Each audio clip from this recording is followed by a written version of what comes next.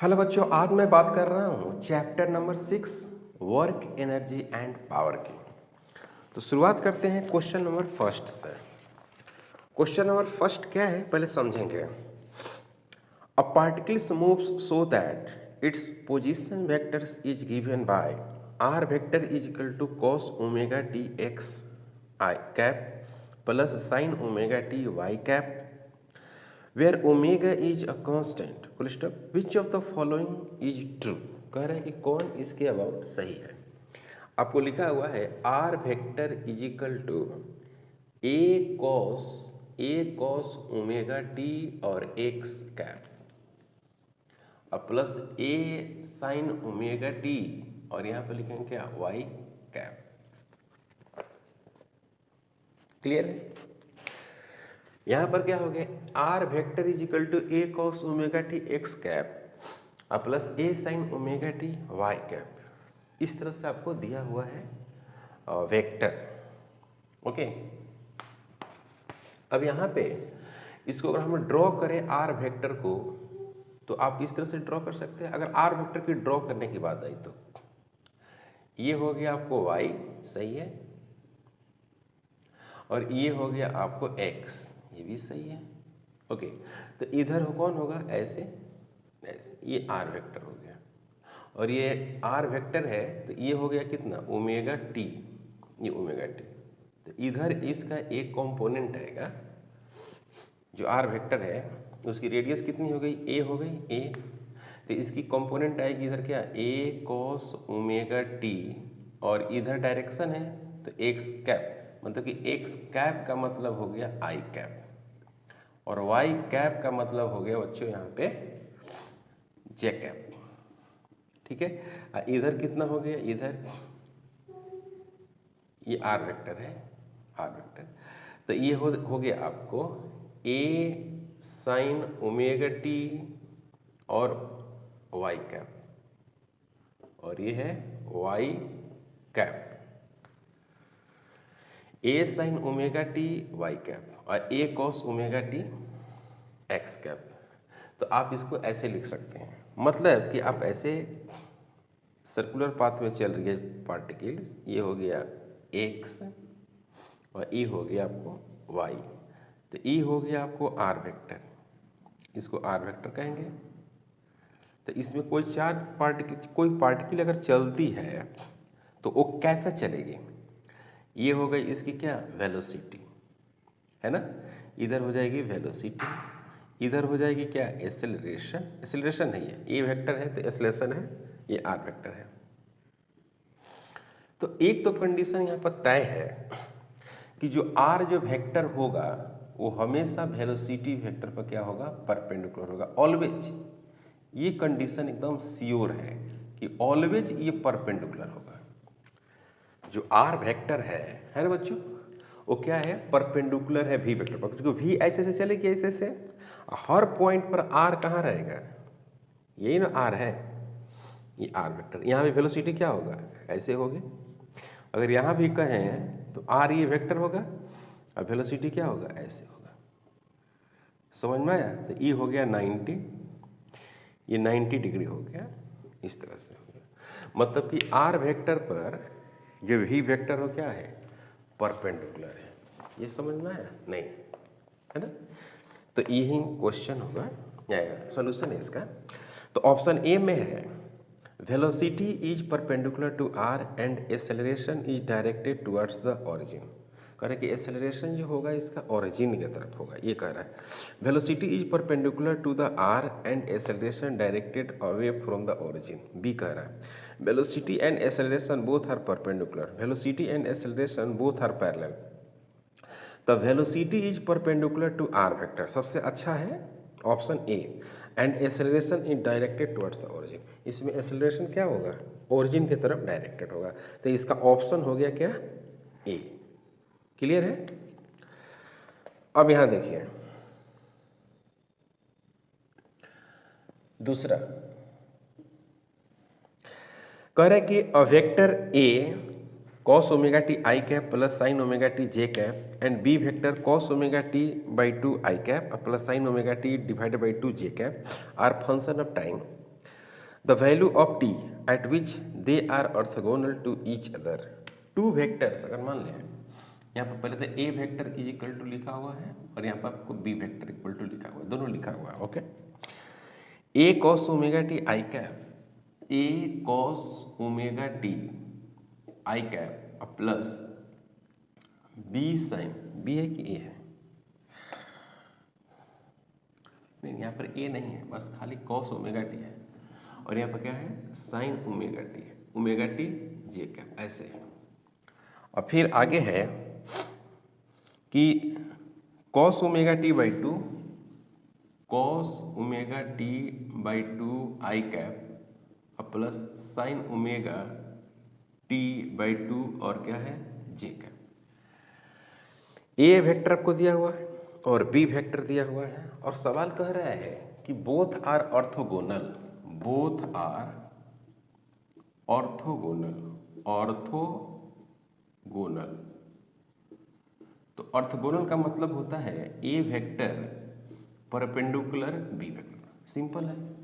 तो सबसे अच्छा तरीका ये है कि इसका ए जो वेक्टर है dot B vector is equal to क्या कर दें? 0। दो वेक्टर अगर एक दूसरे पर परपेंडिकुलर है तो उसका डॉट क्या होता है? 0 होता है। कैसे होगा? ए यहाँ पर लिखेंगे बी और कॉस क्या लिख देंगे? 90, और कॉस 90 क्या होता है? 0। तो ये हो गया। अब यहाँ पर क्या है कि cos omega T I cap plus sine omega T और फिर क्या लिखेंगे बच्चों? जे कैप। और यहाँ पर डॉट लिखेंगे cos omega T by two I cap plus sine omega T divided by 2, फिर क्या लिखेंगे बच्चों? जे कैप और इक्वल टू क्या कर देंगे? 0। अब इसको आप मल्टीप्लाई करेंगे तो यहाँ पर क्या मिलेगा? Cos omega T into cos omega T divided by 2 plus sine omega T into sine omega T divided by 2 is equal to 0। आपको पता है जब डॉट प्रोडक्ट में आप डॉट लेते हैं तो सिमिलर वाला का डॉट होता है और डिसिमिलर वाला का 0 हो जाता है। तो डायरेक्ट मैंने इसका इससे करके ये कर दिया और इससे इसको डॉट कर दिया, ऐसे कर दिया। अगर बारी बारी से आप सभी का डॉट लेंगे तो 4 टाइम्स आएगा, जिसमें से 2 टाइम्स 0 हो जाएगा, 2 टाइम्स आएगा, है ना भाई? तो अब इसको देखिए, इसको क्या लिखते हैं? ये फॉर्मूला है cos omega T minus omega T divided by 2 is equal to 0। पता है किसका फॉर्मूला है? ये जो फार्मूला है वो कॉस ए माइनस बी का फार्मूला है। तो कॉस ए के जगह पर इसको रख दिए और बी के जगह पर ओमेगा टी बाई 2 को रख दिया। तो अब यहाँ पर क्या लिख सकते हैं बच्चों? एक लाइन और लिख सकते हैं, cos omega T minus omega T divided by 2 is equal to cos pi by 2। Cos pi by 2 क्या हो गया? 90। तो यहाँ पर क्या हो गया? अब इसको दोनों तरफ से, दोनों साइड से इसको हटा दीजिए। तो हटाइएगा तो क्या मिलेगा? Omega T minus omega T divided by 2 is equal to pi by 2। तो यहाँ पर क्या लिखेंगे? यहाँ पर लिख देंगे omega T divided by 2 is equal to pi बटे 2। तो ये 2 से 2 कैंसिल, तो t is equal to pi बटे ओमेगा। तो ये हो गया आपका t का वैल्यू, यही होगा आंसर। ऑप्शन में आप देख सकते हैं, ऑप्शन में आपको दिया हुआ है, पहले ही दिया हुआ है t बटे t इक्वल टू पाई बटे ओमेगा। तो ऑप्शन इसका ए होगा। क्लियर? यहाँ तक कोई डाउट नहीं। अब बात करते हैं क्या? Question number 3। तो क्वेश्चन नंबर जो 3 है उसमें आप पढ़े होंगे परपेंडिकुलर वेक्टर, है ना, डॉट में। तो डॉट में 2 परपेंडिकुलर वेक्टर अगर है तो उसका डॉट हम करेंगे तो क्या हो जाएगा? 0 हो जाएगा। Dot product of 2 perpendicular vector is equal to 0, ये हम लोग जानते हैं, है ना।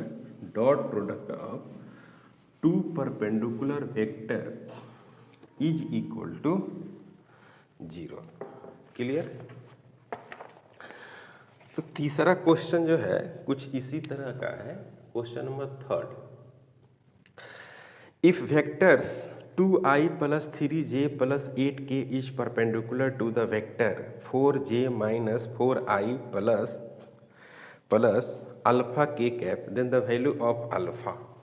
मतलब मान लीजिए कि a एक वेक्टर है और आप दिया हुआ है 2i plus 3j plus 8k ऐसे दिया हुआ है, is perpendicular to the vector. B vector जो दिया हुआ है B J minus 4i plus alpha k cap then the value of alpha is b vector is equal to 4 minus है i cap plus 4j cap plus alpha k cap. ऐसे भी आप लिख सकते हैं इसको, है ना, इसी को। अब क्या करना है कि a वेक्टर जो है वो परपेंडिकुलर है b वेक्टर, तो a वेक्टर डॉट जो b वेक्टर होगा वो क्या हो जाएगा, 0 हो जाएगा। तो यहाँ पर क्या लिखेंगे 2i plus 3j plus 8k ऐसे, और डॉट फिर यहाँ पर क्या लिखेंगे minus 4i plus 4j plus alpha k ऐसे इजिकल टू 0।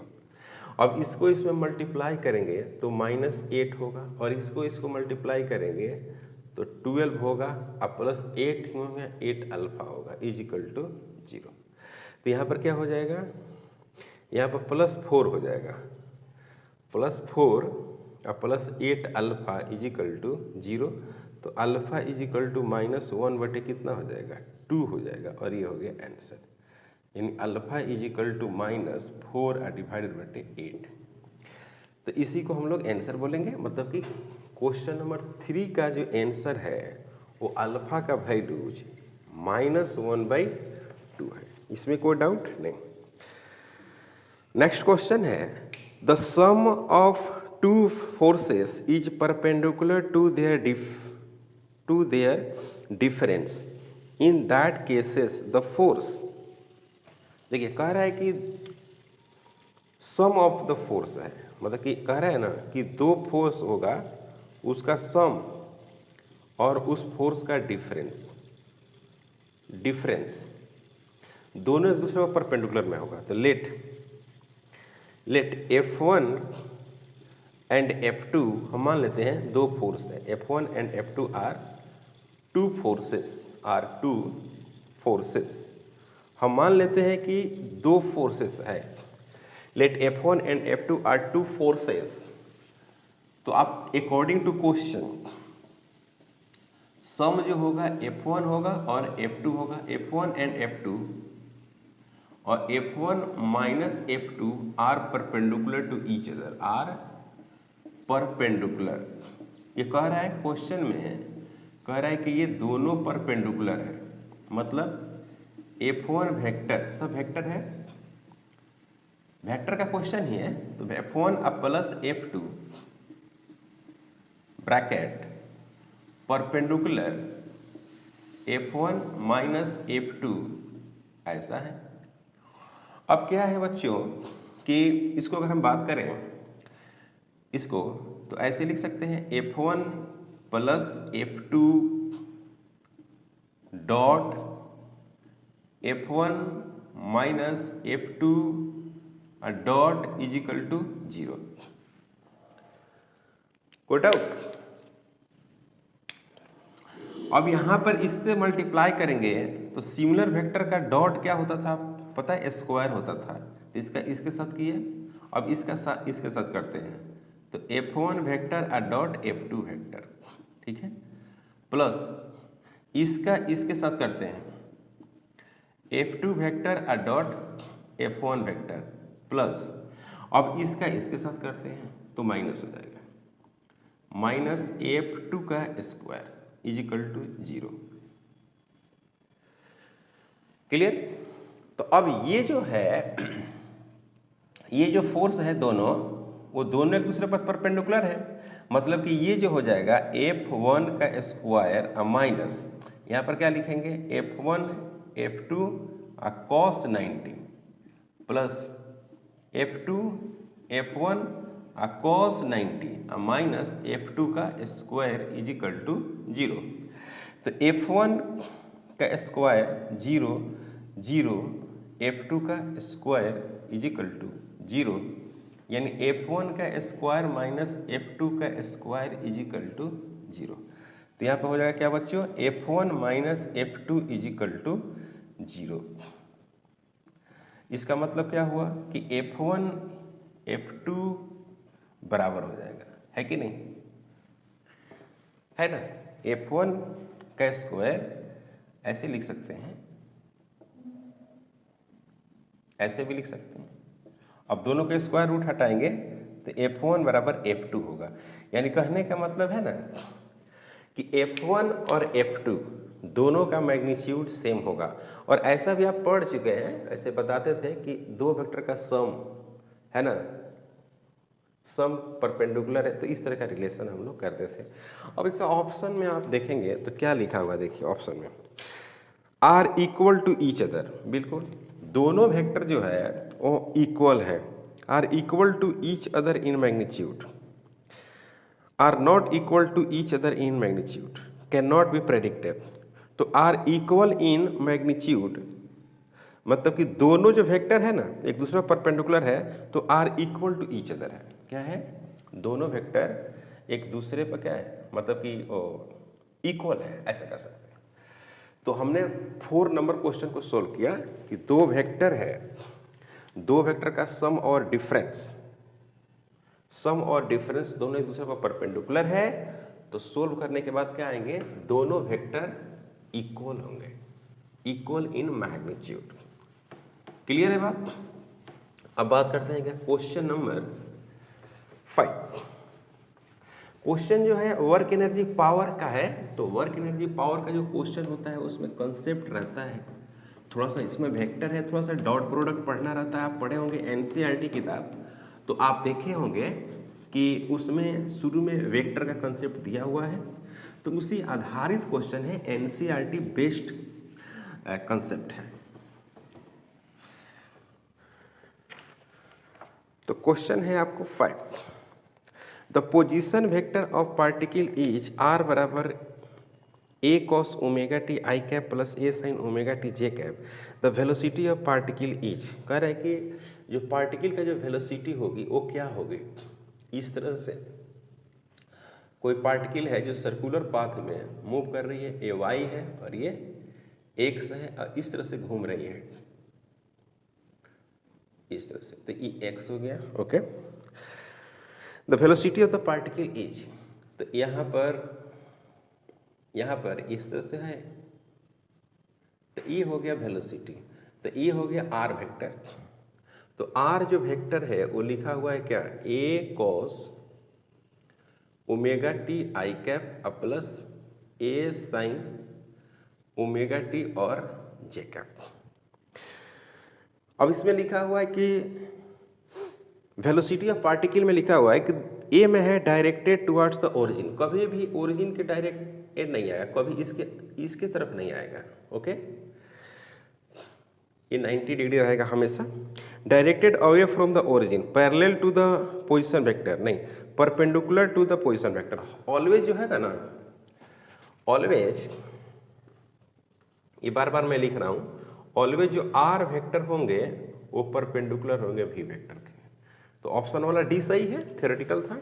ओके, नेक्स्ट जो क्वेश्चन है, क्वेश्चन नंबर 6, कह रहे कि the angle between two vectors, आपको दो वेक्टर्स का बीच एंगल कैलकुलेट करना है।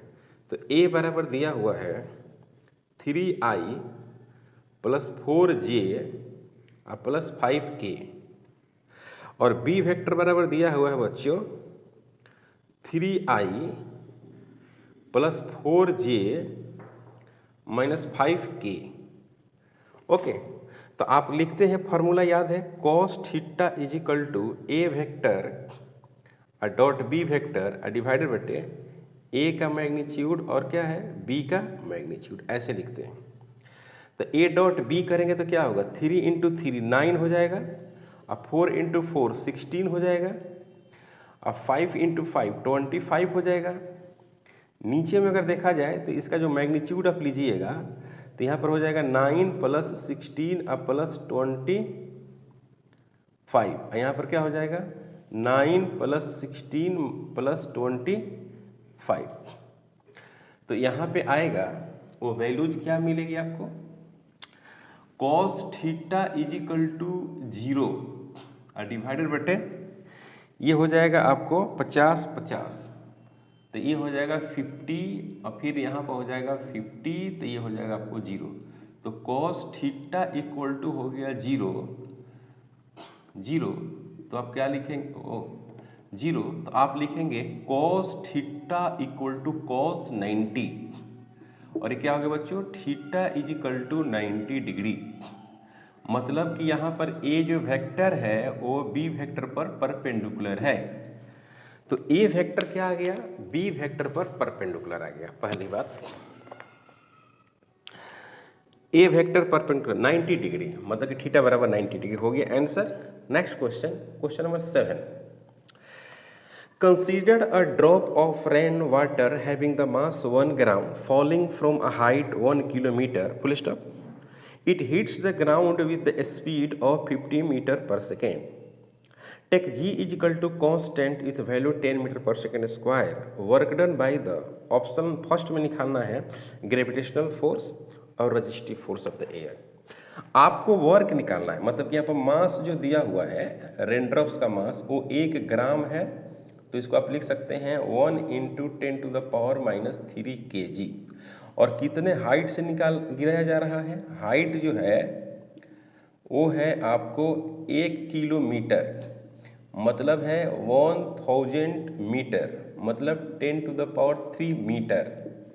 तो ये हो गया मास हो गया बच्चों, ये हो गया आपको हाइट हो गया। ओके, जी का वैल्यू जो है फाइनल वेलोसिटी जो है 50 मीटर पर सेकेंड है ग्राउंड पर टकराने पर, इनिशियल स्पीड 0 है, और जी = 10 मीटर पर सेकेंड स्क्वायर लेना है। तो आप पता है आपको कि जिधर फोर्स होता है उधर डिस्प्लेसमेंट होता है, तो वर्क डन हम लोग फोर्स गुणे डिस्प्लेसमेंट लिख देते हैं। तो नीचे इसका क्या है, फोर्स है, और फोर्स क्या है mg है, और हाइट कितना है h है, मतलब डिस्प्लेसमेंट है। तो mg × फोर्स × डिस्प्लेसमेंट, तो फोर्स क्या है बच्चों mg है, और डिस्प्लेसमेंट क्या है h है, तो हो गया mgh। अब आप ये आप पढ़े होंगे बेसिक में कि अगर नीचे जा रहा है तो फोर्स भी निगेटिव और डिस्प्लेसमेंट भी निगेटिव, तो निगेटिव क्या हो गया पॉजिटिव। तो आप यहाँ पर निकालिए, m का वैल्यू रखिएगा 10⁻³ और g का वैल्यू रखिएगा 10 और h का वैल्यू रखिएगा 10⁻³, तो ये हो गया 10 जूल। मतलब कि work done by the gravity आ गया 10 जूल, और ये क्या है वर्क डन बाय ग्रेविटी। तो पहला आपको निकालना था work done by the gravity, तो इसमें फर्स्ट दे देते हैं ना, ये फर्स्ट है। और सेकेंड में निकालना है रजिस्टिव फोर्स के द्वारा वर्क डन। तो रजिस्टिव फोर्स के द्वारा जब वर्क डन आप निकालेंगे तो कोई भी रजिस्टिव के लिए जो वर्क डन होता है वो निगेटिव होता है, पहला बात। तो ऑप्शन पकड़ने का कई तरीका है, ये तो निकल जाएगा, और रजिस्टिव वाला निगेटिव हो जाएगा। तो रजिस्टिव वाला अगर हम निगेटिव करें तो कैसे निकालेंगे, जब भी रजिस्टिव वाला के लिए हम वर्क डन निकालते हैं तो बात करते हैं वर्क एनर्जी थ्योरम। तो सेकेंड की बात करते हैं, work done by resistive force, work done by resistive force. तो जब भी रजिस्टिव फोर्स आए ना और स्पीड दिया रहे तो आपको बात करना चाहिए वर्क एनर्जी थ्योरम का। तो total work done = K final - K initial, ऐसा होता है। तो टोटल वर्क डन, तो W ग्रेविटी के चलते और W आपको क्या रजिस्टिव फोर्स के चलते है ना, रजिस्टिव फोर्स मतलब कि रजिस्टिव फोर्स मतलब कैपिटल R दे देते हैं, और यहाँ पर हो जाएगा क्या 1/2 mv का स्क्वायर और माइनस क्या हो जाएगा 0। काइनेटिक एनर्जी इनिशियल 0 हो जाएगी। आपको निकालना है रजिस्टिव के लिए, तो यहाँ पर लिखेंगे 1/2 mv का स्क्वायर और माइनस wg लिख देंगे, है ना। तो 1/2 यहाँ पर लिखेंगे क्या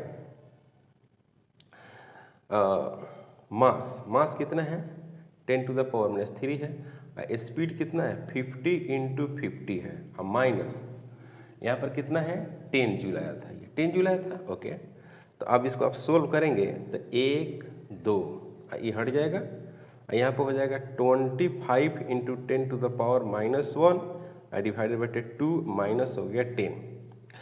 तो ये हो गया बच्चों, ये हो गया आपको 12.5 इंटू 10⁻⁻1 और माइनस 10। तो ये आपको आंसर आ जाएगा 1.25 और माइनस 10। तो ये पता है कितना आ जाएगा 8.75 निगेटिव में इतना जूल होगा। तो ये हो गया आंसर। तो रजिस्टिव के लिए जो वर्क डन मिला है वो कितना मिला है बच्चों? रजिस्टिव के लिए जो वर्क डन मिला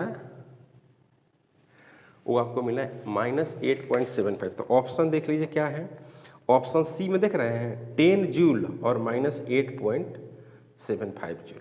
तो यही आंसर होगा। ये सवाल अच्छा है।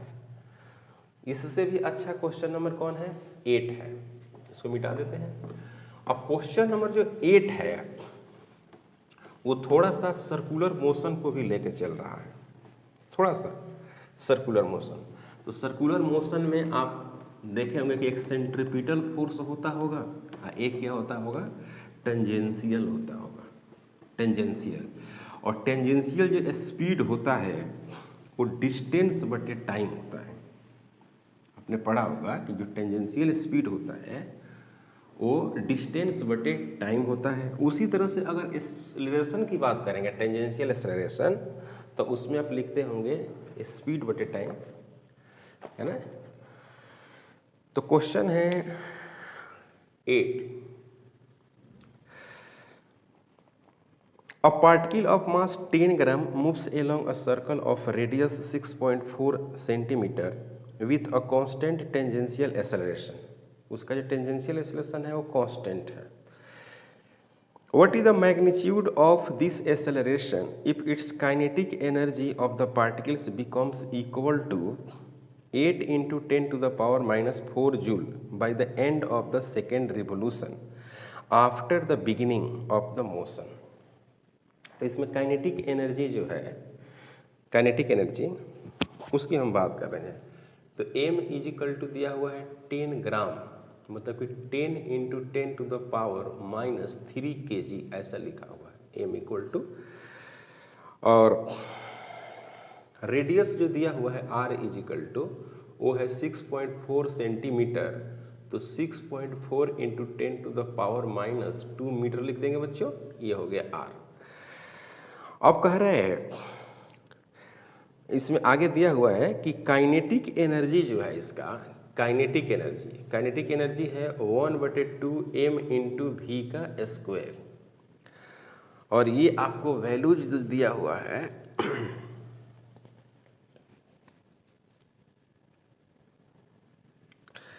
हाँ, ये जो वैल्यूज दिया हुआ है उसका मान दिया हुआ है आपको, मतलब कि ऐसा है 8 ×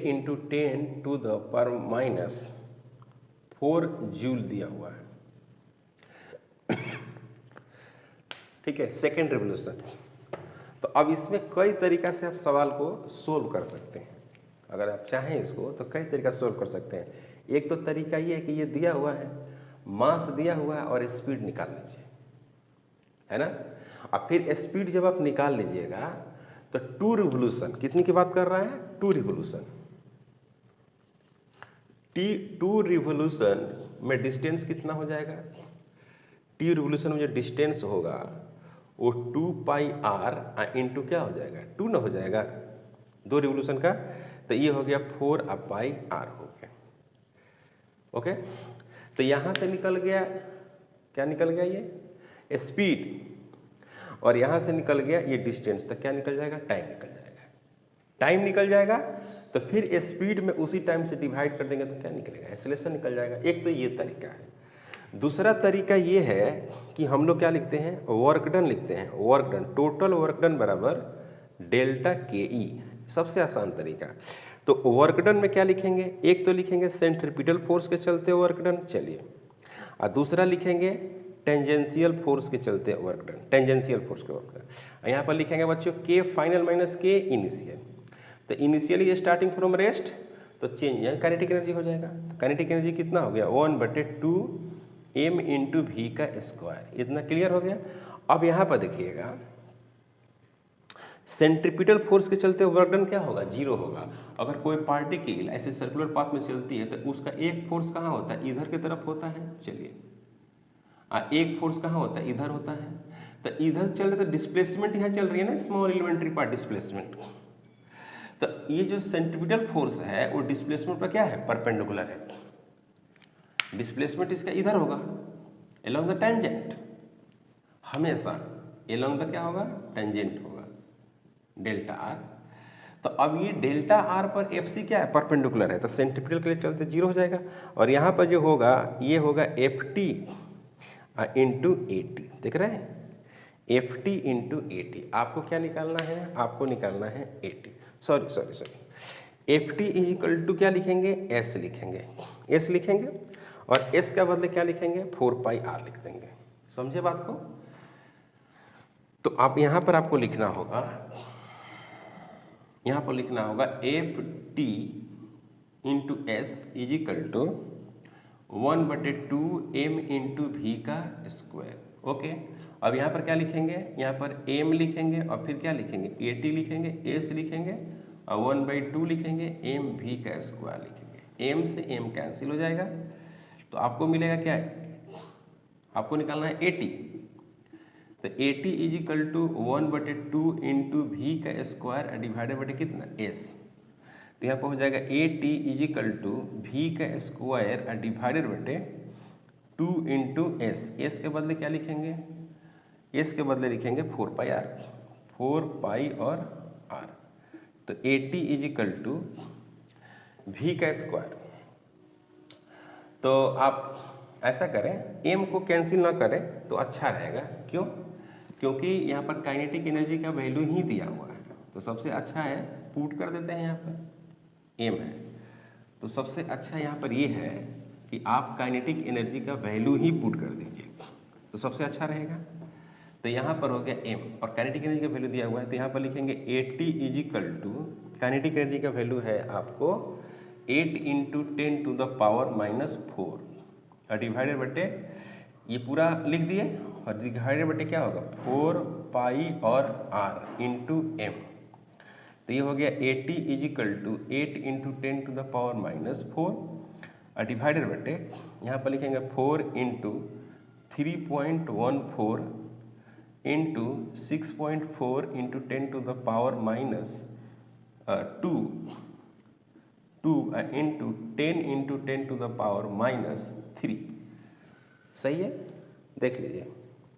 अब यहाँ पर है कि यहाँ पर कैंसिल हो जाएगा तो ये -2 हो जाएगा और -2 4, तो ये कैंसिल हो जाएगा। ये हो गया आपको 2, ये हो गया आपको 3.2, तो ये हो जाएगा 1/3.14 इंटू 3.2। और कहीं कुछ वैल्यूज है देख लीजिए, नहीं ना। तो ऑप्शन में अगर हम देखें, अगर मान लीजिए कि इसको हम क्या मान लेते हैं, इसको हम लगभग में क्या मान लेते हैं 10 मान लेते हैं, 10 लगभग। तो 10 मानेंगे बच्चों, इसको लगभग में हम क्या मान लेते हैं 10, मतलब कि 1/10 लिखते हैं। तो 0.1 मीटर पर सेकेंड स्क्वायर एक ऑप्शन दिख रहा है और वही ऑप्शन होगा और क्या। तो सी हो गया आंसर। सही है, अच्छा क्वेश्चन था ये, ऐसा क्वेश्चन आ सकता है और अच्छा भी है। अब बात करते हैं क्वेश्चन नंबर 9 की। क्वेश्चन नंबर 9 जो है वर्क एनर्जी थ्योरम से ही है। क्योंकि वर्क एनर्जी थ्योरम बहुत अच्छा थ्योरम है, आप इसका ज़्यादा से ज़्यादा इस्तेमाल कर सकते हैं क्वेश्चन सोल्व करने के लिए। आपने पढ़ा होगा conservative force, non conservative force. तो वर्क एनर्जी थ्योरम की खास बात ये है कि ये हर तरह के फोर्सेस के लिए यूज होता है, या तो कंजर्वेटिव फोर्स हो या नॉन कंजर्वेटिव फोर्स हो, किसी भी तरह के आपको सवाल के लिए ये सही होगा। तो क्वेश्चन नंबर 9 कह रहा है कि अ बुलेट ऑफ मास 10 ग्राम, एक बुलेट है उसका मास कितना है 10 ग्राम, lives a rifle at the initial velocity 100 meter per second and strike the earth and at the same level with the velocity 500 meter per second, the work done in joule for overcoming the resistive force will be। बहुत अच्छा, देखिए सवाल को समझिए पहले। सवाल बहुत कीमती सवाल है। m इजिकल टू 10 ग्राम दिया हुआ है, मतलब कि m is equal to 10 to the power -3 kg दिया हुआ है, और इसका जो है इनिशियल जो स्पीड है, इनिशियल स्पीड वो दिया हुआ है 100 मीटर पर सेकेंड। अभी जो दिया हुआ है वो दिया हुआ 1000 है, 500 मीटर पर सेकेंड ऐसे दिया हुआ है। The work done in joule overcoming the resistance of the air will be, है ना, एयर विल बी। पहली बात की हॉरिजॉन्टली चल रहा है, तो work done by the resistive force क्या होगा, work done bye resistive force, resistive force आपको पता ही है कि निगेटिव होगा। W जो रेजिस्टिव फोर्स होगा क्या होगा, निगेटिव होगा, क्योंकि इस तरह से ये मान लीजिए कि बुलेट है ऐसे जा रहा है, तो इसका अभी स्पीड इनिशियली कितना है, और इनिशियली 1000 मीटर पर सेकेंड है, ठीक है। और इस तरह से इसका स्पीड v है जो कितना है 500 मीटर पर सेकेंड है, आगे की तरफ बढ़ रहा है, हॉरिजॉन्टली है, तो इसमें एयर रेजिस्टेंस है, तो एयर रेजिस्टेंस के द्वारा आपको वर्क डन चाहिए, यही कैलकुलेट करना था। तो इसमें क्या होगा, एक तो ग्रेविटी है, total work done equal to change in kinetic energy. क्या लिखेंगे बच्चों, total work done WT is equal to क्या लिखेंगे, K final minus K initial. तो W टोटल में क्या लिखेंगे, एक तो mg लिखेंगे और दूसरा क्या लिखेंगे, रेजिस्टिव फोर्स लिखेंगे, K फाइनल लिखेंगे और K इनिशियल लिखेंगे। अब सवाल यहाँ पर है कि mg फोर्स हमेशा डाउनवर्ड लग रही है और डिस्प्लेसमेंट कहाँ है, फॉरवर्ड डायरेक्शन में, जिधर चलेगी उधर डिस्प्लेसमेंट होगा। तो डिस्प्लेसमेंट सीधा है और mg कहाँ है, नीचे है, तो दोनों के बीच का एंगल कितना हो गया, 90 हो गया, तो इसका हो गया 0। इसका हमको कैलकुलेट करना है, क्लियर। तो यहाँ पर क्या लिखेंगे, 1/2 m इंटू वी का square minus 1/2 m into U का स्क्वायर। तो यहाँ पर आप क्या लिखेंगे, यानी WR is equal to 1/2 m into V का स्क्वायर माइनस यू का square is equal to 1/2 into m। m का मतलब होता है 10 टू द पावर -3, m के पावर होता है 10 टू द पावर -3, अब v का स्क्वायर, तो v का स्क्वायर मतलब 500 इसका स्क्वायर माइनस 1000 इसका स्क्वायर, को डाउट नहीं ना। तो यहाँ पर क्या होगा, यहाँ पर होगा 1/2 10 टू द पावर -3 और 500 इसका स्क्वायर कर देते हैं, तो यहाँ पर क्या हो जाएगा, यहाँ पर 1 हो जाएगा और यहाँ पर 1/2 हो जाएगा, सॉरी 1/2 नहीं होगा, 2 होगा, कितना होगा 2, इसका स्क्वायर हो जाएगा, सही है, ओके। तो यहाँ पर आपको मिलेगा 1/2 into 10 to the power -3 into 25 into 10 to the power 4 into 1 - 4, ये और ये कैंसिल हो रहा है ना, एक बच भी जा रहा है, तो आपको मिलेगा यहाँ पर मिल जाएगा आपको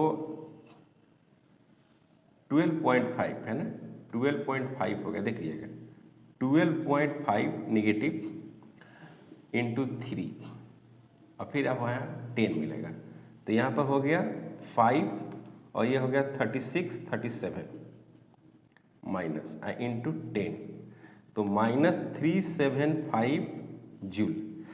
अब माइनस में आंसर नहीं है क्योंकि work done by the resistive force आप निकाल रहे हैं, समझ रहे भाई। तो work done bye resistive force, now work done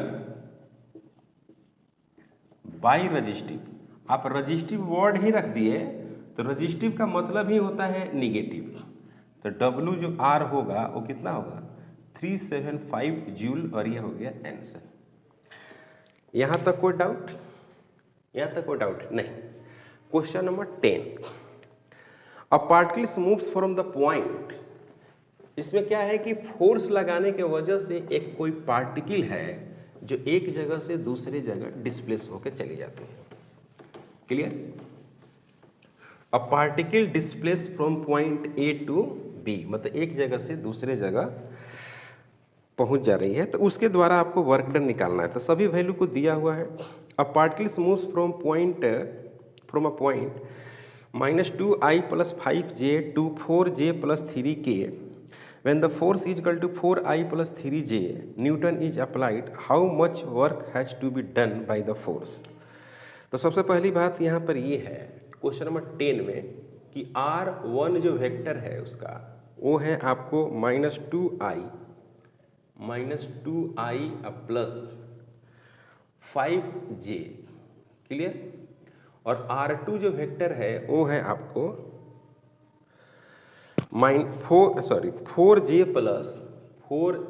+ 3k, okay. और F वेक्टर जो दिया हुआ है, F वेक्टर वो दिया हुआ है आपको 4i + 3j। तो सबसे पहला काम इसमें ये करना है कि आपको डेल्टा R वेक्टर कैलकुलेट करना है। तो R2 vector minus R1 vector, तो R2 वेक्टर को आप लिख दीजिए 4j + 3k -2i + 5j। फिर ऐसे लिखेंगे क्या, 4j + 3k + 2i - 5j।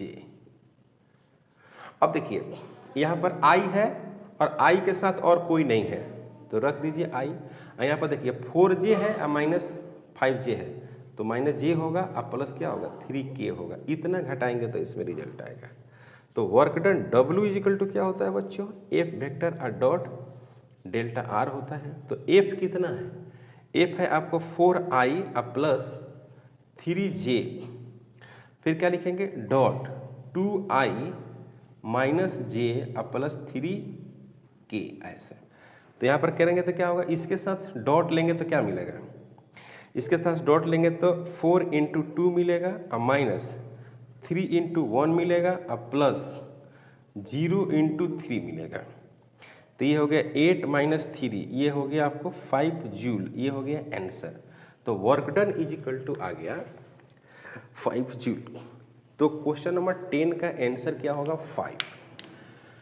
तो हमने 10 क्वेश्चन सोल्व किया, 1 से 10 है, चैप्टर नंबर 6 है वर्क एनर्जी पावर। काफ़ी इंपॉर्टेंट है, यहाँ से 2 क्वेश्चन 1 क्वेश्चन हमेशा आता है और ज़्यादा स्टैंडर्ड क्वेश्चन नहीं रहता है। जैसा कि मैंने क्वेश्चन आपको समझाया है उसी तरह का आपका क्वेश्चन आता है। तो आज का लेक्चर में यहीं पर स्टॉप करते हैं, मिलते हैं नेक्स्ट लेक्चर में। अगर आप हमारे चैनल पर नए हैं प्लीज़ सब्सक्राइब करें, शेयर करें। Thank you.